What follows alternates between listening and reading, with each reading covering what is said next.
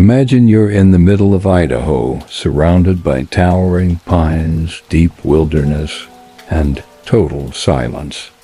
No phone service, no nearby towns, just raw, untouched nature. And this is the kind of place you go when you want to escape the world. And for one family, that's exactly what they were doing. But instead of finding peace, they ended up in the middle of one of the most baffling missing persons cases in modern history. It was July 10th, 2015. The Kunz family, consisting of Jessica Mitchell Vernal Kunz, their 2-year-old son, Dior Jr., Jessica's grandfather, Bob Walton, and a friend of the grandfather's named Isaac Reinwand, had driven deep into the Idaho backcountry to a remote camping spot near Timber Creek Campground in Dior. They were miles from the nearest town. This was rugged terrain, the kind of place you only go if you know what you're doing. And Bob, the grandfather, was very familiar with the area. He'd been coming here to fish for decades, so it wasn't strange for him to pick this exact spot. What was strange is what happened shortly after they arrived. That afternoon, just a few hours after setting up camp, Vernal and Jessica suddenly realized their son, Dior, was gone. 1 second he was right there. The next vanished, like he had been plucked out of the forest by some invisible force. The last confirmed sighting of Dior was around 2:30 p.m. The group had split into smaller activities. Vernal and Jessica had gone down the creek to scout for fishing spots. Bob was sitting at camp. Isaac was supposedly off exploring. According to the parents, they left Dior at the campsite with his great-grandpa Bob, who was seated in a chair near their trailer. But when they returned minutes later, Bob was still sitting there alone. He assumed Dior had followed his parents. A frantic search broke out. They screamed his name. They combed the woods, but there was no trace, no sound, no child giggling, crying, nothing. Authorities were called, and within hours, a massive search effort was underway. Tracking dogs were brought in, helicopters, ground teams, thermal imaging. They scoured miles and miles of forest. The dogs caught a faint scent trail, but it led to the middle of a dirt road, and then just stopped. That's one of the many strange details about this case. It's like Dior just disappeared. No one saw anything. No one heard anything. And then the theories started. One of the earliest was that Dior had been taken by a wild animal. This is bear country, after all. But there were no signs of a struggle. No blood. No drag marks.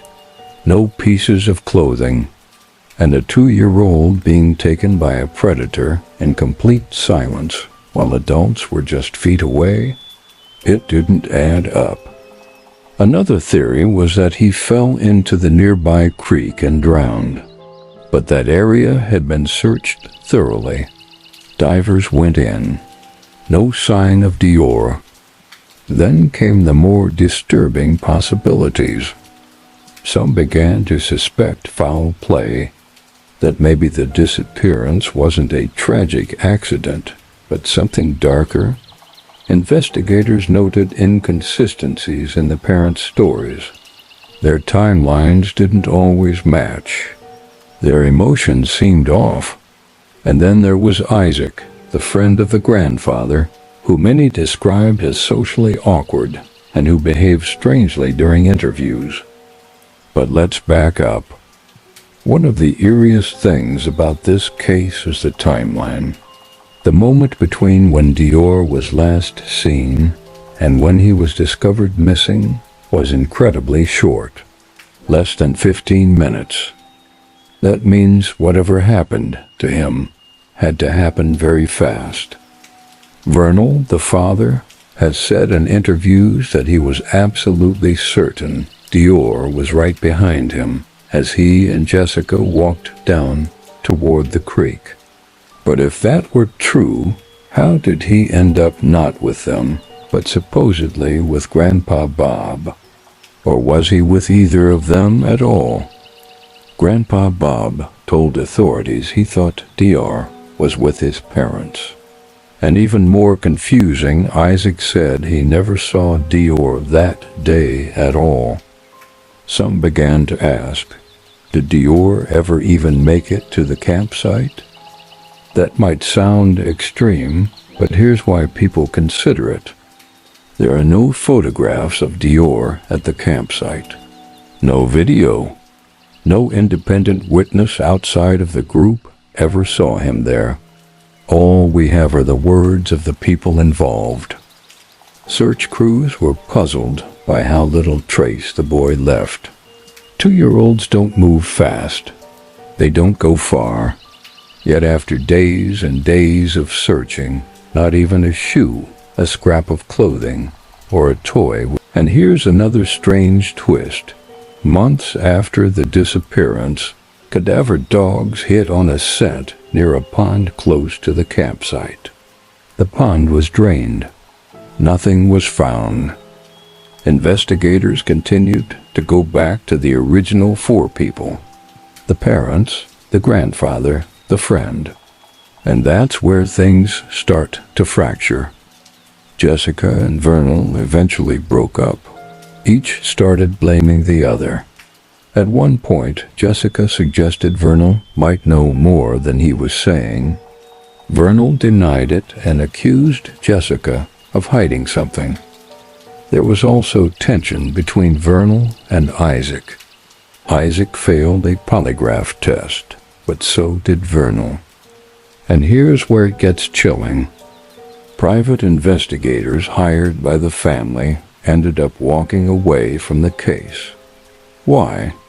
They said they believed they were being lied, that someone knew more than they were admitting. One investigator even said flat out, "I don't believe Dior was ever at that campsite." Despite all this, no one has ever been charged. No arrests. No physical evidence tying anyone to a crime. And most heartbreakingly, no sign of Dior. The case remains open and haunting. Every year, his mother posts on social media, pleading for information. The campsite where Dior vanished has become a kind of morbid landmark. True crime enthusiasts visit, trying to make sense of it. But there's nothing to see, just the forest, the creek, the emptiness. There's a reason this case still keeps people up at night. Because it violates the rules of how the world is supposed to work. Kids don't just vanish in broad daylight, surrounded by adults with no trace, no sound, no clue. But that's exactly what happened. And maybe that's the most terrifying part. It's not the forest. It's not the animals. It's not even the possibility of foul play. It's that sometimes the people closest to you hold secrets that never make it to the surface. And in the end, the only thing left behind is silence. Thanks for listening to this episode. If you found this story chilling, mysterious, or just flat out haunting, consider checking out more like it. Because there are hundreds of these cases, and the deeper you dig, the stranger they get. Until next time, stay safe, stay curious, and never look away from the shadows.